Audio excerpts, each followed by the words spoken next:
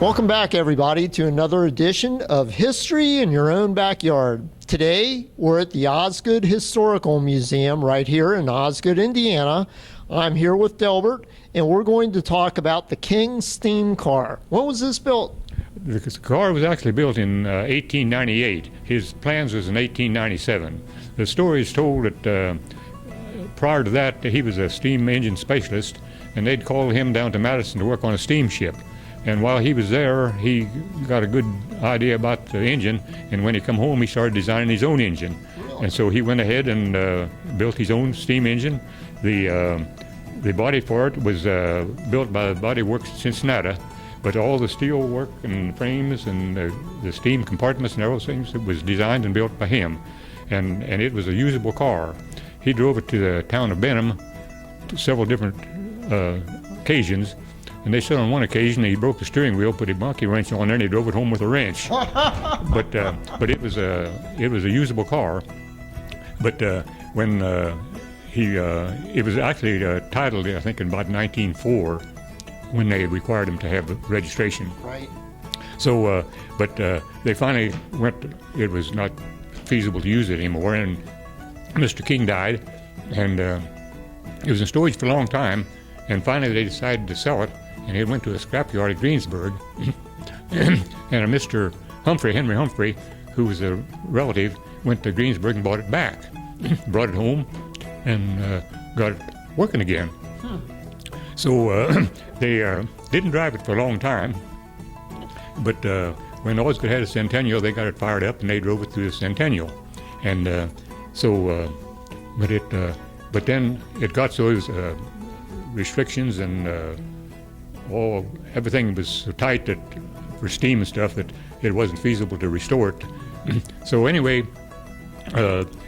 they kept it till about 1985, and they sold it to a man by the name of Paul Sholey, who was a antique collector and stuff like that. So in 1986, he restored it to practically running condition, and they could operate it on compressed air rather than steam. Okay. Because it'd be prohibitive to have it inspected and everything. Right.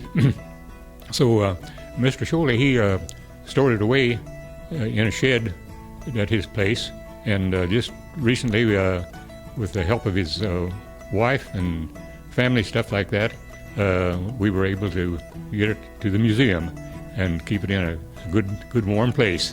And we want to thank Miss Sholey for that very much. And anyway, that is pretty well the story of the car. Now, this is the only one built. It by was the Mr. only one King? built. It was the only one built. This is it. Yeah. All those And- went to the scrapyard.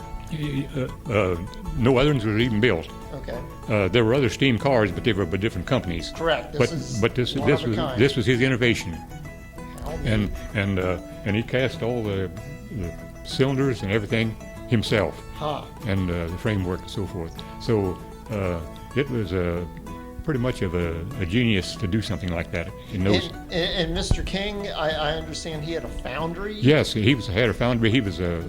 They could make about anything. They'd get their little pile of sand out there and make molds, and if you needed something, they could do it. So I guess that's how he had the opportunity. Yeah, that's how. Yeah, to build he the did car. to build these parts. Yeah, and it still could be renovated to the point where you could be safe, but it could cost a lot to do it. Yeah. So it's better off sitting in here so people can see it. Absolutely. Yeah. Absolutely. Yeah. It's beautiful. Yeah. Do you have any idea what type of wood this is? No, but you can see it's all put together with dowel pins and stuff. I mean, it's but there was a kind of a carriage factory at Cincinnati that built the wood part, and actually there's a water tank sits in the back of it, and this boiler itself is in here, but the boiler got a leak in it or something, and steam's nothing to play with. No. Yeah. No. So anyway, that's pretty well, to my knowledge, of the King steam car. In the very front of this, isn't that where the toolbox is? Yes, you open the lid up and there's a toolbox there, and got tools in there to fix various things with. Yeah. Yeah, and yeah, all kinds of tools. And Tools that we don't use anymore. yeah, nobody probably know how to use them. Probably. Spanner wrenches. Yeah, and and the whole back end, it tilts back up, and you can see they had a water tank back there to supply the water for it, and evidently this is where the excess steam come out, probably here on top. When a steam is standing still, it's still creating steam, and it's got to go someplace, and there's a hole on each end, and I'm presuming that's where the excess steam come out. Yeah, and where the steam come out from the back in the propulsion part, I don't know for sure where it did, but it's piped back to the back part back there. Yes. So That'd make for a hot drive on a summer day. it would be on a hot drive, especially sitting right behind this boiler here. Yeah. So, but anyway, we've got it sitting here, and we're real pleased that we can make a good home for it. Well, thanks. Yeah. Thank you. Thanks Yeah. for telling us all about it. Well, that's the best of my knowledge. Okay. Yeah. Okay.